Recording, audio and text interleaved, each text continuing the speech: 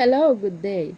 My name is Leslie Diana Ramos from Amunitan, Gonzaga, Cagayan Valley, Philippines. I am 31 years old. I am married. I have two kids. They are 12 and 4 years old. I am undergraduate of Bachelor of Science in Nursing. I finished my vocational course in caregiving. My work experience as a domestic helper was in Kuwait City. I finished my contract.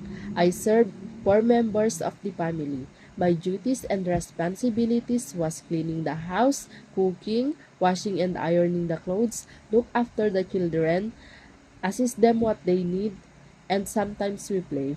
I have also a work experience here in the Philippines for 2 years. I serve 5 members of the family. My duties and responsibilities was cooking, ironing and washing the clothes, and taking care for the baby. And I used to sing a song for the baby.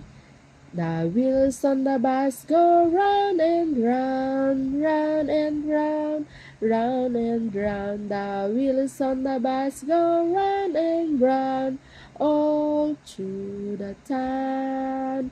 Ma'am and sir, if you choose me, I will promise my very best. I will focus to my duties and responsibilities. Thank you and God bless to your family.